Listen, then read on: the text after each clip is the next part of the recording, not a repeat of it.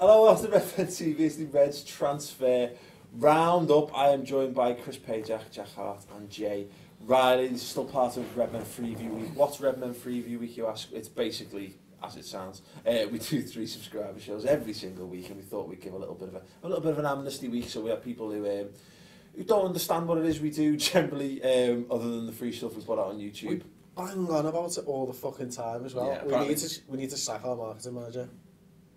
It was or hire one.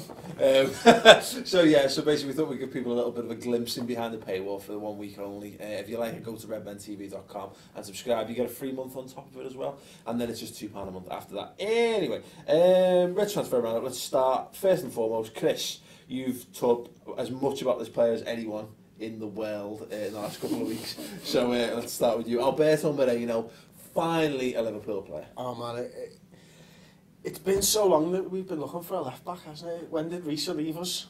Many moons ago. Fucking hell, man. The search, I think, is finally fucking over. Yeah? Yeah, he's a top quality player, and I'm just fucking made up that we've actually identified somebody and then gone and fucking signed them on the back of it. Well, it seems to be, we seem to be making a little bit of a habit of that this summer. It's amazing. Identifying targets and getting them at cheaper than the price we wanted. I mean, Jay, it was going on also, wasn't it? They were talking like 18 million plus, I think they wanted, and it's come out like 12 million, I think we're going to get him for in the end. I think it's 12 million rising to 16 with add-ons, but you know, it's like any other deal. You don't mind paying the add-ons if, you know, we win stuff or we qualify for the Champions League and stuff like that. So, you know, it doesn't really matter. But it's weird, the left-back situation, because we obviously tried for Bertrand and Ben Davies as well. So I think Moreno was always number one target, though, wasn't he? So ultimately, it's nice to get him, and you know, the fee's quite good. Yeah, I mean, Jack, he's very highly thought of. £12 million is a fair chunk of change for a young player, but it's another example of Liverpool going out there, identifying the next, potentially, or at least potentially the next insert name here, rather than going out and spending ridiculous sums of money on other players. We'd like to think it's the thing that served us well with Coutinho and Sturridge, similar mould, you know, players just on the cusp of making it and being, you know, say continentally recognised. So no, very happy, and it's another, as we've said, example of us identifying someone 3 months ago, and you know, maybe it gives us reason to have faith in the group who are sorting out these transfers, Ian and co. We've gone and got it done. Well, this shows we should have been calm all along. Well, yeah, this is the thing, because there was a little bit of a mini, and probably quite short-lived, Ian loving on social media when this transfer was finally announced, because you know he's gone out there, he set out his stall, he's driven a hard bargain, and he's got his man at the price that we all seem to think is quite an acceptable fee. Well, that's it. I think Jay touched on it, to be honest. I think we were in for Bertrand just to make Sevilla aware that we've got other fucking options. Do you know, we won't be held to ransom over him, do you know what I mean? And we don't mind looking elsewhere. And then they came back, and then Sevilla obviously decided to accept the fee. I think Sevilla obviously think it's a fair deal as well, in fairness. Yeah. There's a certain amount of unsettling that goes on in that respect, isn't there? Because it was quite publicly clear that we wanted him. He'd have known, Moreno would have known all along that we were after him. And then as a player, he must be thinking there, it's all summer going, I don't know, they turn their attentions away, maybe it's not going to work out for me, blah, blah, blah. I think it looks like we've played this pretty well. It's a good job we didn't piss him off, and he was sat there thinking, they like that Bertrand. He's shit. I'm well better than him. yeah. We've not done it, because the thing is, I mean, Jay, I think it was Steele said this on the show a while ago, or might said it even on social media, that let's do more of that. Let's sort of flex our muscles a bit more in the transfer market. We haven't really done that well over the years. Like, the one I think of that went well was like Vladimir Smicha years ago, where we got him for like 3.5, and he was probably worth like 7. But Gareth Barry's the best example of where it went wrong, where we got him to basically alienate himself from the club, and then the money evaporated, and he ended up looking like a prick, and clearly harbours a little bit of antipathy towards Liverpool. But it's good to see us back doing that again. It is, and the thing with Moreno, obviously he's a Seville fan as well, so you seen in the Super Cup, didn't you, the way he was really emotional, because it was a goodbye to the fans, and he knows himself, Liverpool are a Champions League club, we're massive, so he's probably thought, you know, it's good for his career to move on now, and the time's come, and his boiled club are getting a decent fee for him. But we did play a blinder here, and it was great because there was talk of maybe £20 million, wasn't it, or €20 million anyway. So, you know, to get him for 12 million, we can't complain. What I've seen of him, he looks decent. He looks very good going forward. I thought, like, defensively, he dived in a little bit too much in that final that I seen him play, you know, against Benfica that they won. But he's a very attack-minded full-back, and he's only young, so time's on the side. But you know, this is something, sorry to interrupt Paul, that Jay mentioned there about him diving in a little bit. It's something that actually all of our defenders that Rodgers has signed do. They're front foot defenders and they don't wait for things to happen. Lovren especially is really good at it. He comes in at the ball when it's coming to the striker and they don't seem to wait for it and let them turn now. And I think that's something that Rodgers likes in a defender. Maybe, yeah, I think what maybe Jay sort of alluding to is more like maybe a little bit rash. But that is it'll come with age, won't it? Honing that. Yeah, exactly. And the other thing is though, and again, sorry again, Paul, is that Jay mentioned there is that he was a Sevilla fan, and that's another thing that Rodgers looks for. He looks for, you know, the man, not just the player. And you could see how emotional it was, that it was a real heart-wrenching for him, but he knows that it was the right decision for his career, and he knows that just the way he said goodbye to the fans and how his team thought of him and hugged him and stuff, that says a lot about the person again. I'm really fucking made up with the signing. Yeah, absolutely. And I think the thing about, again, just to go back to me in here a little bit, where he's come out is that, look, we got the Suarez money, we're sitting to Liverpool, I've clearly got at least somewhat of a war chest available, and all of our fans were like, fucking just pay 20, just fucking pay 20, if we've got the money, just fucking pay 20, yeah. And then he and Ace just go, whoa, calm down, lads, chill your beans. This. And then he fucking rocks up, fucking 12 million, lobs it out on the table. Like, in fairness, he's probably spent a fair old chunk of change on his EasyJet. He's probably spent 6 million on, like, you know what I mean? He's been over there that many fucking times, like. He spent the add-ons, yeah. In fairness, he had 16 million, including travel budget, yeah, and he spent it. He's getting it back in air miles, though, like, so, you know, it's all part of the academy, like. I was just impressed that he paid considerably less than the asking price, and he didn't play in the Super Cup. Which, you know, they wanted that, didn't they? So that there's no logic there, really, from their perspective. But you know, I love it. Like I said, that idea though that we, you know, everyone, like, because everybody knows better than E&A, don't they? Everyone on social media, every Liverpool fan across the world knows how to do E&A's job better than E&A, according to themselves. He's better than that Woodward at Man United. Absolutely. Yeah. So absolutely. I think he gets some unfair criticism. He gets so much unfair criticism, to be fair. Like, and look, you know, I've been fortunate enough, you know, it depends on your opinion again, but like, you know, I've interviewed him once and I've met him another time, and I know people who've worked alongside him and I know people who've worked against him in some respects, like you mean, and I've never heard anyone say a bad word about him as far as his, in a professional capacity, like, so, and particularly when it comes to like the dealings, the transfer stuff as well, I've heard he's actually very, very good in that department. He got a bit of stick over the Conor Plianka stuff, but what more could he have done? He went over to the Ukraine, the money was transferred into their bank account, and he just wouldn't sign the paperwork. Because their chairman, their owner, he's an absolute fucking lunatic. Like, and changed his mind, didn't he? Yeah, so there's not really much more he could have done in that regard. But it's this thing of like, it's the, I always say it's like the narrative in it, it's the story. It's like it's become a shorthand for Liverpool's transfer window. If a deal's not happening, it's almost like people go like, it's like a catchphrase almost, you know what I mean? And that's like, and that winds me up because I think there's too many people who don't have a fucking, well, look, the vast majority of us don't have a fucking clue about it, because why would we have a clue? You know what I mean? It's a multi-million pound fucking but it becomes enterprise. A fashionable opinion, doesn't it? Yeah, exactly. That's exactly what you're right. That's exactly the best phrasing of it. That it's fashionable to say he's not fucking good at his job or whatever. And look, there will be aspects of things that he's fucking not been great at. Fair play. But I still hark back to the fact that everyone at that club basically got binned off, didn't he? Pretty much. You know what I mean? Everyone in the key positions of the club has been got sacked off and new people brought in. And he's the one that stayed. You know, says a lot, doesn't it? Absolutely. So I think fair play to him. I think we have to tip our hat. That being said, Chris, if we don't sign a striker by the end of the window, we'll all hate dead. Yeah, dead. Dead to us, Ian. That's fucking true, that, isn't it? We're a fickle bunch.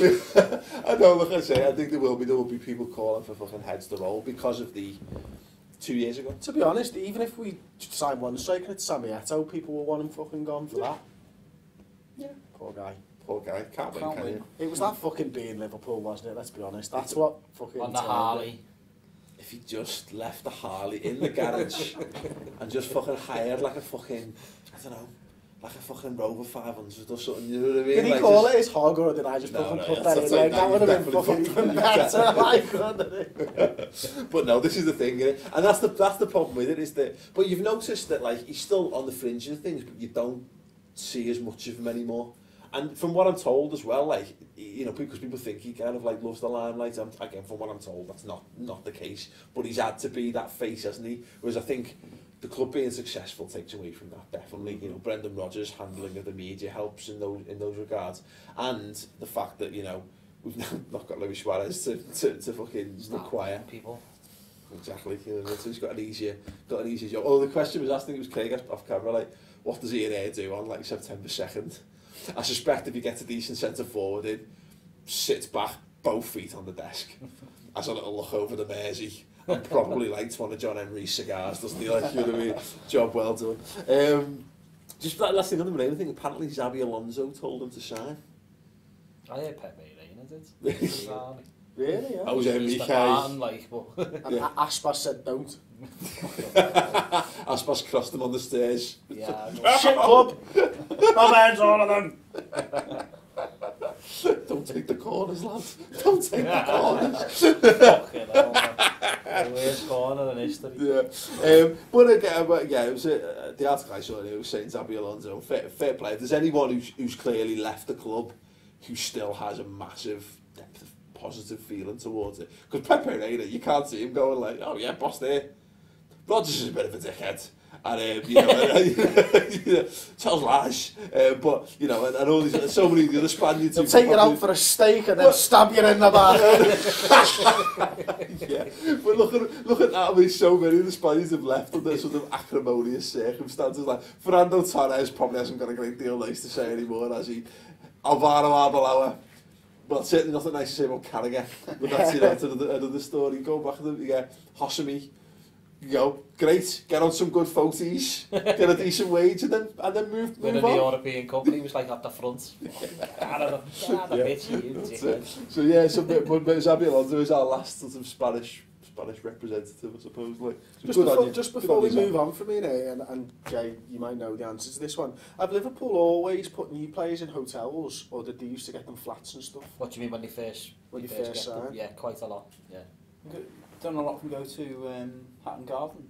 Is that right? Hatton Garden. What's Hatton Garden? I know where they go. I wasn't going to say. Street hotels. I wasn't going to say.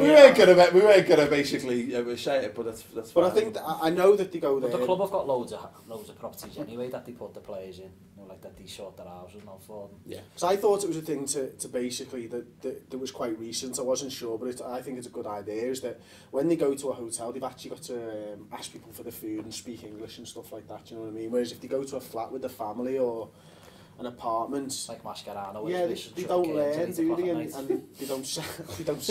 Shit, that he was spotted in Tesco's on Alton Road, loads of Mascherano, like, you know what I mean? So, because they've actually got houses around there, haven't they? They've got a couple of places that always seem to change hands. So like Maxi Rodriguez used to live around there as well, and all that. Like, so, no, I don't know. I think they just do that while the medicals and all that are going on. I think obviously once they're just settled, initially, and then they sort them out with properties. and box them off. Mankilo's sister's meant to be terrific, by the way. Oh, why? Top Got a picture. banana. And who've you what? Have you seen that on Pornhub? No, you can't. Where'd you hear this? A friend of mine who works in the aforementioned Hope Street Hotel. His sister. Is that why you were like, his sister? And you're very pretty for his girlfriend. Oh, his sister. His sister. Yeah. Apparently he was 4 deep at the bar. He had loads of fucking checks on.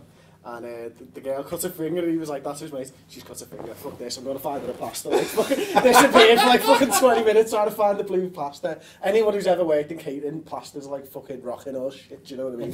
You just don't fucking see it anywhere. Yeah. And he basically left his mate in the shit to make sure that Javier Manquillo's sister had a plaster. It was terrific. It was terrific. Because would she have got the plaster, do you think, if you... Let's not answer that question. So, question then. Now that we've got that done, I would suggest that the vast majority of our business looks as it is now until players move Centre-forward. out. Yeah, Jay, can we focus on a centre forward? Gonna have to, aren't we? I mean, No. Brendan Rodgers has made it clear on several occasions now that I've he heard needs to stories do that he'd be absolutely furious if we don't get a centre forward, but who could blame him? Because I think every single fan will as well. Because You don't need to have your finger on the pulse to know that he would be raging. you know, ultimately, if Sturridge gets injured, then not against Ricky Lambert at all, but we've got Ricky Lambert and that's it. You know, and it's a worry, isn't it? It is a concern. Fabio Barini, if you're watching this show, and you as well, of course, mate. No, you're right. We haven't got. We've said this before, and this is where I thought last season was different to the better teams we've had in the past. The team everyone goes back to was like that 2008, 2009. Torres leading the line, Gerrard playing off him. You know, some of the best football we've ever seen, close as we came to a title, etc., etc.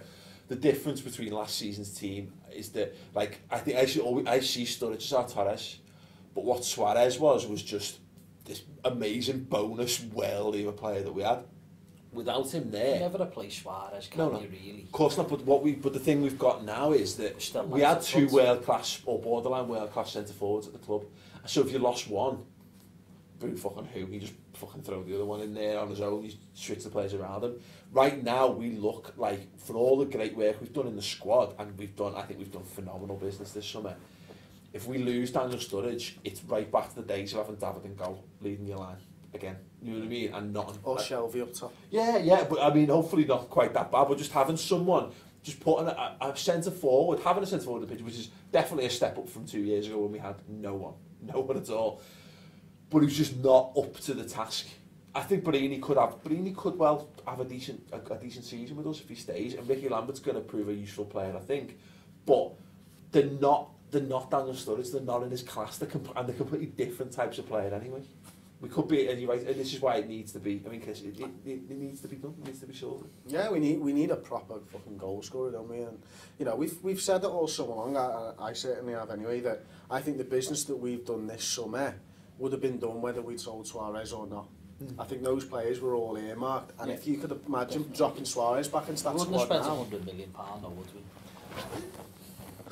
I think there's maybe a case that we'd have probably been more proactive in shipping out the likes of Daniel Agger and a few more of the fringe players. Yeah. I think there's maybe a case to be made for that. I don't know. I think maybe I looked think at Origi next year rather than this year. yeah. I think we'd have been due. I think we were due to spend the massive amount of money anyway, because we've been building towards it, haven't we? You know, all the money we've saved on the wage budget over the last couple of years, and all the money that's come in, and yada yada. But yada. net spend is only £20 million, isn't it? Which is, you know, when you look at Everton's transfer business, they spent like 28 on Lukaku, 4 on Besic, but Gareth Barry ended up costing 2 million, didn't he? So they've spent like 34 million net spend because they've not sold anyone, which is bizarre for Everton because they normally always sell someone, don't they? Someone big. Liverpool have actually only net spent 20 million, so they've spent more money than us, and we're in the Champions League. Yeah. Obviously there's money there to sign a centre forward, the right centre forward, not just going to throw money at anybody. But from that point of view, it is strange. You talk to any Evertonian and they'll say to you, well, we're just spending the Fellaini money from last summer. But when you look at that, that's fair point. But when you look at this summer dealings, they've actually spent more money in Liverpool. Yeah, that's a good point. Earlier in the summer, I've been a bit cooler, I think, than everyone else on needing the centre forward in, and I quite like the idea of in pre-season maybe taking a look, see if Markovic's attributes can work in that role. You know, whilst before Sturridge came back and so on. Maybe play Barini from the left, Markovic centrally. But we've been robbed of having a look at that, so I think, you know, it's essential now, I think, to deal with that, because we've not got that as a fallback option because we just don't know. The simple fact of the matter is, if it wasn't a fucking issue, Brendan Rodgers wouldn't fucking mention it. You know what I mean? Certainly not in the press. Exactly. He'd come out and be like, no, I'm happy with what we've got. Like, Barini's a talented kid, he's going to offer some sort of Ricky Lambert, this and this. And with Daniel Sturridge, I think we've got enough to maintain. Whereas, it's not just common logic. It's, you know, it's him on the inside as well going, no, we need to go. And it was telling, I think, in his post-match press conference, I don't know if it was the press one or the video one, like, but he said, you know, we're going to keep going until the end of the window to sort of find something which suggests that we still could pull something massive out the bag, but it also suggests that, you know, you look at, I mean, Jay, look at the way that our business has gone this summer. You knew every player we were buying, with the exception of Lambert, which, well, apart from yourself and Ozzy, of course, who obviously knew it was after there. But, you know, it's these are all quite well publicised deals. We've chased these players and we've got them. Whereas at the minute, there's nothing there that looks genuinely concrete as far as centre forwards go. I think Sanchez was a bit of a blow because he would have suited us. I think because with Suarez he was just unique, wasn't he? You know, I know he scored a lot of goals, but he wasn't the main centre forward. That's always storage for me. Yeah. With Sanchez, he's not like that either. He's more like your Suarez, if you like, because he plays off and he can pull wide, he can drop deep, and he will score goals and get assists. Now, that was a bit of a blow, but he chose Arsenal, fair enough. Or they say London, but, you know, whatever, whether it was London or whether it was Arsenal, I don't know. But ultimately, like, you can see the players that Liverpool have been, you know, like, touted to be after, like, say, you know, obviously Cavani and Falcao, and apparently we spoke to Benzema's agent before the World Cup and we were told, oh no, he's going to sign a new deal with Real Madrid, which eventually he did do last week, didn't he? So it's been frustrating, but Liverpool are a strange club because we never really signed superstars. Even when we signed Torres and we signed Suarez, like 20 million, 20 million. There, and we made them better players, you know, like Torres ended up being a £50 million player and Suarez £75 million player. So Liverpool don't go out and sign the superstars. So from my point of view, of course it'd be great to get Falcao, of course it'd be great to get, well, I'm not a massive fan of Cavani to be honest, but when you look at his stats, he's definitely a goal scorer, like, but to be honest, at 27 and 28, I just can't see Liverpool paying the big money. I'd love us to, but I'm just not sure we will. And from my point of view, I've got a feeling nearer to deadline day, we might go back in for Boney from Swansea.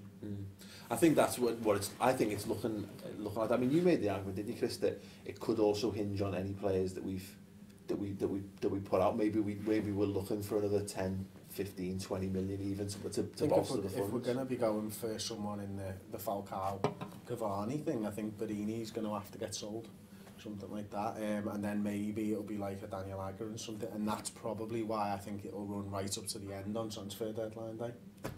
Wouldn't that be amazing for our potential transfer deadline day live extravaganza if we had to do something mega on the last one? I suppose the last. Well, no, we had Konaplyanka was running all through the day, wasn't it? It was on and off, as the day progressed. Just hope it doesn't all go Tony Pulis on the last day then. Yeah. That wouldn't be good. No, it would not. It's. I think we're all getting it. This is the big. I think we've been quite sensible throughout this window. I think as fans as well. I think anyone's gotten really, because the last couple of windows have been horrible. I think as a Liverpool fan, social media has been unbearable because of just the people going apeshit with the rumours and all that. Like, whereas I think relatively speaking, it's been quite easy. The forwards haven't though, because we're being linked to about 25 different forwards. But most of them have been bullshit, so it's been alright to just ignore, I think. Yeah, and that's it. None of them have had real traction, have they? Whereas the problem with that now is that because it looks like we've got all our proper business done, there's now 2 weeks till the window's shut.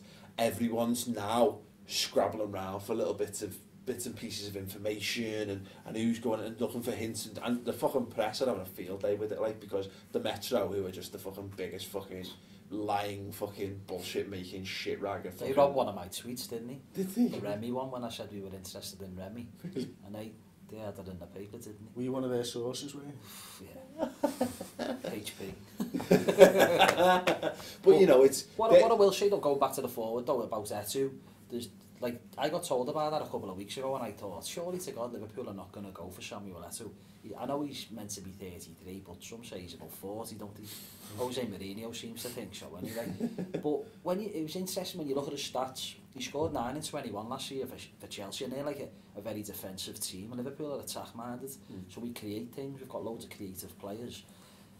I'm not saying I want Etu, but if the worst comes to the worst on deadline day, would it be such a bad thing? At least he's another body. The only thing I will say, it's the type of wages that we pay him. Yeah. Guaranteed, there's no way Liverpool are going to pay him over 100 grand a week, not a chance in hell. So maybe it comes to the point where he's unemployed and he's got no choice, and Liverpool say, yeah, it is 75 grand a week, take it or leave it, and then he takes it. The problem is as you go back, it's not too long since we were sat on a deadline day with no centre forwards come in, and we were then looking at the free transfers and going, Del Piero's 37 years old and he's going to play in Australia because he clearly hasn't got any legs anymore. but imagine that, you know. But the thing I've is, still got to the bad that. but we're 2 years on now. We've just sold someone for £75 million, and there's been no direct. You know, and okay, you can't directly replace Suarez, but you can replace. You need X number of players in your squad in certain positions. There's a fucking not a Suarez-shaped hole, but there is a spec for a forward missing out of our squad. Then if we get to the end of the fucking window, we've not done it, and we're scrabbling around going, why is Samuel Eto'o on a free transfer? It's frustrating because we've known since around about May time that he was probably going to go. It was evident he was going to go. I know you had people saying, oh, he's happy here, he's got his kids sorted in a school, a local school. Absolute bollocks. He was always really going to go, wasn't he? Because when he signed that new deal in December, it was just protecting his valuation to the football club, really. You know, obviously Arsenal offered 40. We were like, behave yourselves, will you? He's worth a lot more money than that. And so it proved because we got 75 million. Now, we've known for a long time, and I know we said before about Sanchez, but why are we getting to like the last couple of weeks of the window and we still haven't signed a centre forward?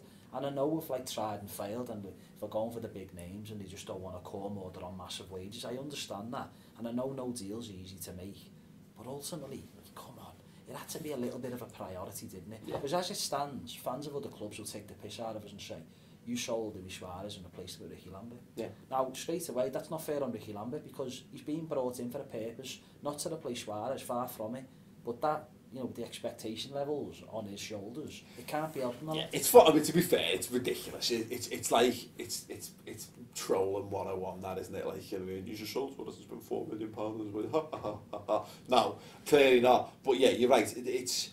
I mean, but this is what it feeds into. This is why this next couple of weeks could potentially be fucking unbearable, and this is why us as the Redmen TV, of course, are going to be here for you to hold your hands and cuddle you, digitally cuddle you through to the transfer deadline.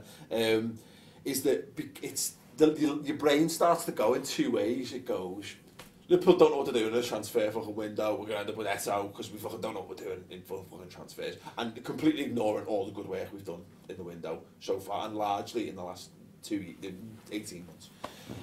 And the other logic is Liverpool are keeping something boss on their wraps. They're going to fucking announce a £75 million deal for Falcao on deadline day, and you inside you start to rationalise it, and you start to read between lines that aren't there, and you build it up, and you hear scraps and rumours, and you know, and agents are still talking and all that. What was the fucking quote? Fucking Rodgers refuses to give up on Falcao and Cavani. He refuses to fucking give up. Where has he said that? Who's he said that to? You know what I mean? But this is the problem. Is it we're getting to that part of the fucking window now where it's just descending into madness, basically. I'd like us to just fucking be decisive and come out and go, yeah, boom. Look, I'm not saying I want us to sign Eto'o, far from it, because I prefer the other strikers that are being mentioned. But I can see the logic in it, because if we get him for the year, he's an experienced pro, so he'll be good in the Champions League because he's used to playing Champions League football. Also then, if it's only a year, already he's coming, isn't he, next summer? Yeah. He's only on loan till either for another season. So it could make sense. The logic behind it does make sense, but realistically, we all want a proper replacement for Suarez, don't we? Whether it be Cavani, whether it be Falcao, whether it be Boney, and people might say, you're talking about Boney in the same breath as the other two. It does sound bizarre, but the way I see it, right, people, what they don't like about Boney is because of the African nation stuff, because in January, you can't have him, can you? Because he's obviously away on your international duty. But ultimately, the way I see it, he's proven in the Premier League, and I know people will say, well, Darren Bent is as well, and you know, like all that shite. The thing is, last season he's done very well for Swansea, and if you look at his record, he was brilliant at Vitesse Arnhem. He scored 37 and 36, I think it was, something like that. He scored 17 goals last season as well. He's definitely a goal scorer, like, there's no doubt about it. The only problem I've got is he's a little bit one-dimensional, because I think Rodgers prefers like a versatile forward. With Boney, he's a proper number 9, isn't he? So from that point of view, it pushes Lambert further down the pecking order then, doesn't it? So I'm not too sure whether I think his style suits Liverpool, but in all honesty, if we're not going to get anyone else, then I'd rather have him than nothing, do you know what I mean? Yeah. And I think... And let's not also forget that the African Cup of Nations, are we not going to consider signing Yaya Toure? Because he's going to fuck us for the fucking... You know what I mean? Yeah, exactly. That smells like people just desperately trying to find... If people don't like a player... Because look, I think the vast majority of Liverpool fans don't really give that much of a fuck who we buy, as long as, I mean, Eto stands out because he was at Chelsea and he's old, and we've seen him. I thought he was shit against us when he played for Angie as well. I thought he looked Didn't he play centre mid then? Well, he played off the front, didn't he? Like, yeah, but he looked piss poor, basically. Like, yeah, exactly. Whereas, like, I think the people who are up in arms about it are the ones who. Like, I don't know, maybe it's a younger generation, or maybe it's people who've had their expectations built up and they want us, they need a big name to fucking hang their hats on, because it must be hard when you've got, I think it's different in the city, because you've only got Everton to compare to, you talk to fellow fans, whereas you tend to talk to Liverpool or Everton fans, because that's who you're surrounded by, whereas if you're a fan from further afield and whatever, you know, you're on social media more and forums more and blah blah blah, and you're speaking to Chelsea fans and Man United fans and all this, and they're buying players in and spending fucking big bucks, and you're probably thinking, well, Liverpool are a Champions League side, why aren't we? Maybe that's where it comes from. Yeah, I think you're spot on there. I think that the one thing that I think you're right on more than anything there is the social media side of things, like, because Liverpool fans on social media, I don't know about other fans as well, I'm sure they're the same, seem to get embarrassed very, very fucking easily, and they don't want to be shot down by another fan. And it's like, you go out and say, look, I think we're going to win the league. Don't be fucking saying that, lad. The fucking Chelsea fans and the Arsenal fans and the Man United fans are getting you back. Who gives a flying fuck what they think? Like, do you know what I mean? I think we're going to fucking win the league, do you know what I mean? Yeah. That's all that I give a shit about. Yeah. I don't care if some fucking knobhead from Manchester thinks I'm fucking wrong. Give a shit about him, like. And the thing is, it's like, let's just, Boney as an example. It's Brendan Rodgers' fucking decision, and you know what? You know, if it is ultimately, and he's made that fucking call, and he wants him, then he wants him. You know what I mean? That's his cross to bear. If Boney's not good enough, that's what Brendan Rodgers has got to fucking live with. There's definitely interest in him, like, because there was a little list with Lambert, Boney, and Remy, and obviously we got Lambert, we nearly got Remy, so you would think that we would go for Boney, but. Obviously, he's very similar to Ricky Lambert to an extent because he's a number 9. Yeah. But there was talk that his agent's a bit of an arsehole, like, and he was asking for big money. Now, no one really knows exactly what he was asking for because it's obviously confidential. But when someone says big money, you automatically assume 100 grand a week, don't you? Right. Now, if it is the case, apparently he's on 40 at Swansea. Now, I think Liverpool will probably be looking at paying him about 60. So, you know, if it gets nearer to the deadline and Liverpool haven't signed someone, we could go, well, yeah, if you change your margin, his reps might say, well, yeah, we'll take 80, and Liverpool go meet you in the middle, 70, bang, deal done. Yeah. And Liverpool pay, that's the type of wage Liverpool like to pay nowadays, roughly around the, you know, 40, 50, 60, 70 mark. They don't like going much higher until you've proved yourself, do you know what I mean? It's like Lallana and Lovren are probably on around about 60. Prove themselves, and then next year we'll talk. Yeah, well, Lovren's even come out and said he had other offers where it could have been more money. And like I know, like Ricky Lambert's on around about 40, do you know what I mean? But obviously he was a low scale signing compared to the other two. But the same with Boney, he's only going to go on the same as Lallana and Lovren if we sign him. But like I say, I haven't got much of a problem with us getting him because he gives us another option for me.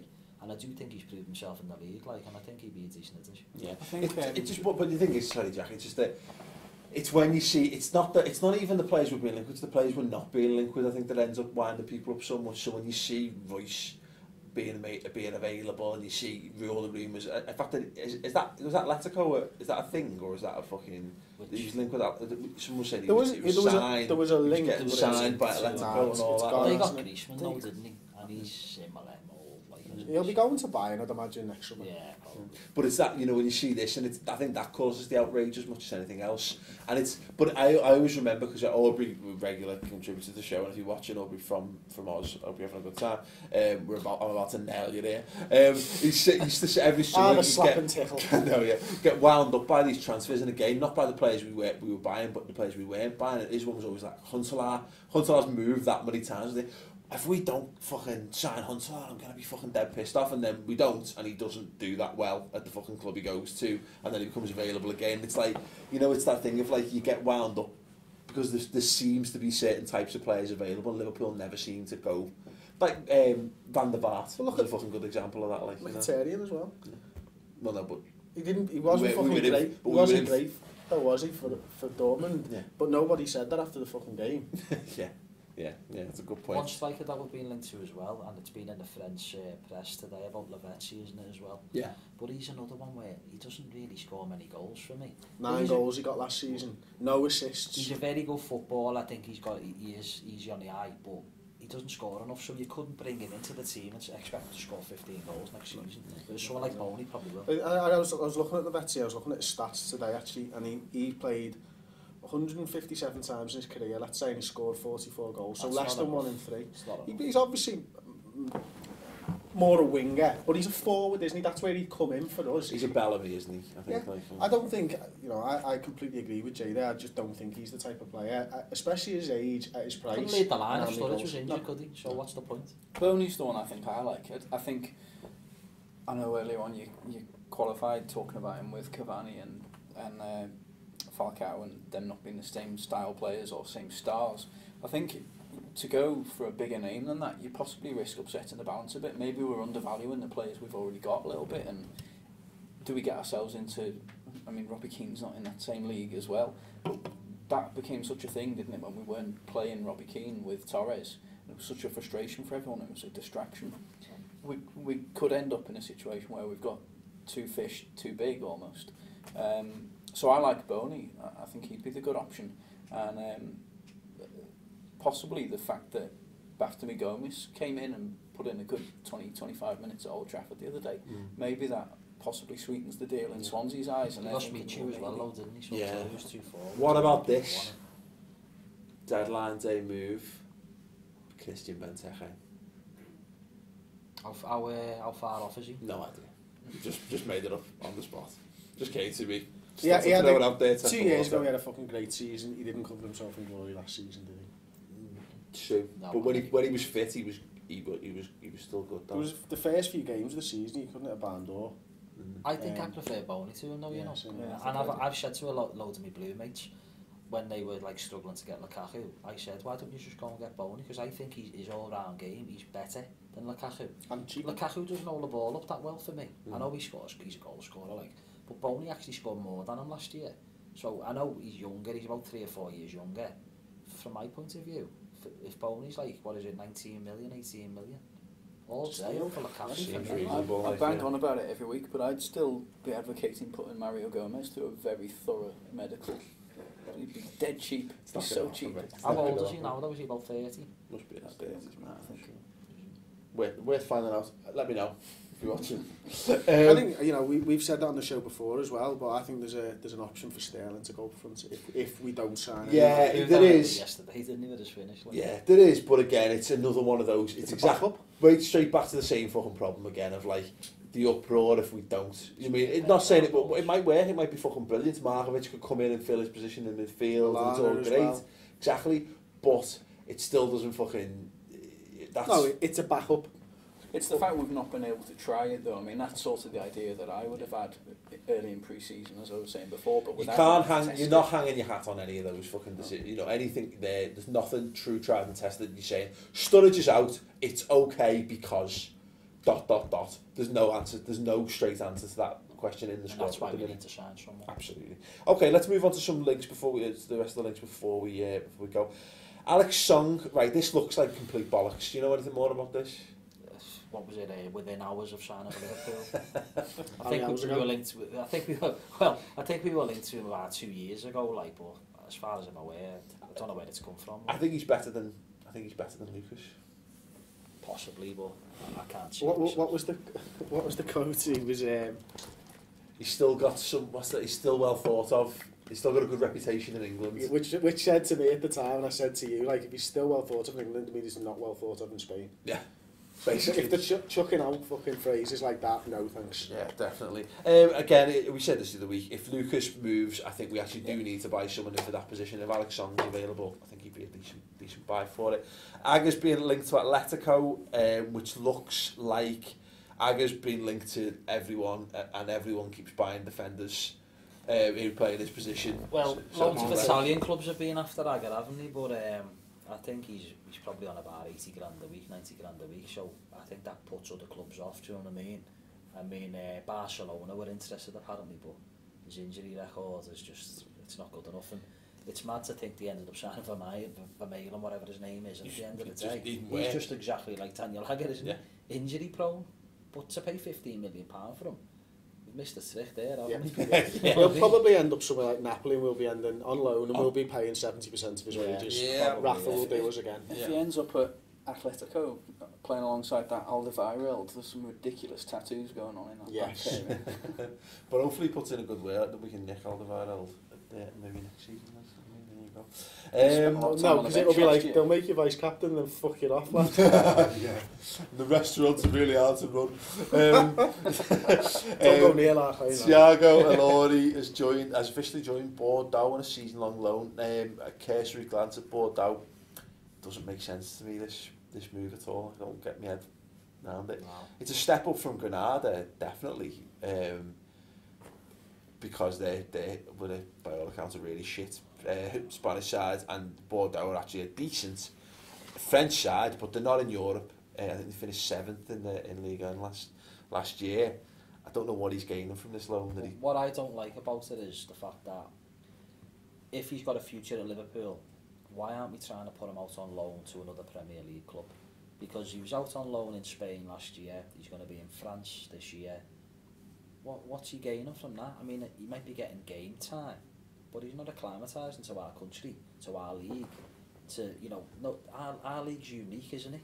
So I just don't see the point in it. I just don't get it. He's got to, surely to God, he won't play all the time at Bordeaux anyway. So say he plays 20 games. Why doesn't he go to like West Brom, Sunderland, Swansea? I mean, don't get me wrong, these clubs might not want him by the way. But well, maybe that's it.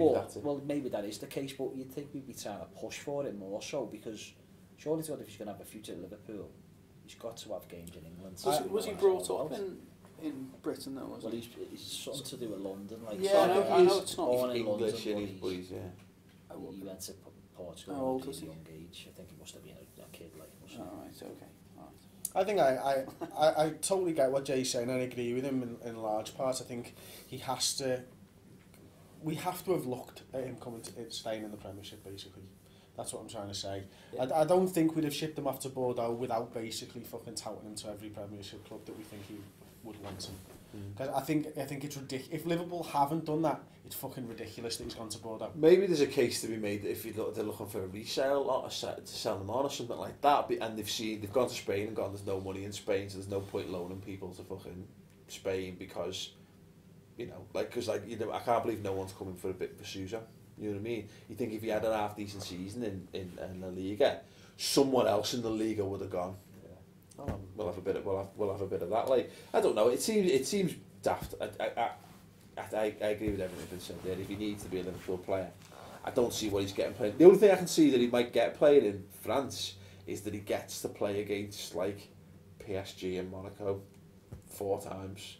You know what I mean? So 4 big games, so he gets to play against some big, literally. Well, the Harte's going to fall out of Monaco anyway, isn't it? Yeah. Aren't they getting sold now? Well, who was it who was telling me the owners fucking had enough and he wants to buy an NFL franchise instead? Apparently he's divorced, his wife's divorcing him and he's got to pay her $3 billion or something. That's why Falcao's probably available. As you do. They got rid of James Rodriguez as well, haven't they? So. Yeah. So there you go. So no, it doesn't necessarily agree with me. We'll let you know thoughts on any of that. The Ilori in particular, I mean, it seems like there could have been a better option for him there. Could have been at Southampton, couldn't he? That would have been good for us. But I mean, I suppose the only other thing is that at least we're not loaning players to the Championship anymore. Yeah. Or players that we think are decent. We probably still are, but players that we actually really I think have a future at the club. So maybe there is something in it. Maybe they could have a good. Maybe they could consider to be. I don't know enough about the French footy to say, but I know they are a big club, Bordeaux, you know what I mean? They are historically in and around the Champions League kind of thing, so maybe they'll have a good season and he'll be at a top end club come the end of the campaign, who knows. Anyway, we're going to wrap that up there. Just before we go, we've got to feel sorry for Martin Kelly. Oh God, yeah, Martin Kelly. Remember him? Fucking poor guy signs for Palace and then Pulis goes. One day in training, was it a quote that he had? It was my dad said that he said I didn't think I did that badly. In my first day training, Pulis has gone, no, not for me. Poor guy. Yeah. Oh God, he's got hamstrings made of fucking cheese and fucking. No, I'm Got not fucking fucking. deep heat smell coming off him, mate. I've got fucking sticking around here. Oh, yeah. I actually thought he did. I actually thought he did really well against Arsenal. Actually, he looked there. I think they've got a bargain. He's a decent player. Yes. But yeah, poor old Martin Kelly. Anyway, good that he got a mention in there. Yeah. Anyway, if you've enjoyed part of the second of 3 exclusive shows that are available on Freeview Week, don't forget to go and subscribe if you want to watch more of this shit next week. We'll be here. We'll probably still be questioning where the fuck the striker signing is, but you know we'll be here to guide you through it. As I say, a big digital hug to help you survive the rest of the transfer window. Anyway, thank you very much for watching the shows, and we'll see you on Friday.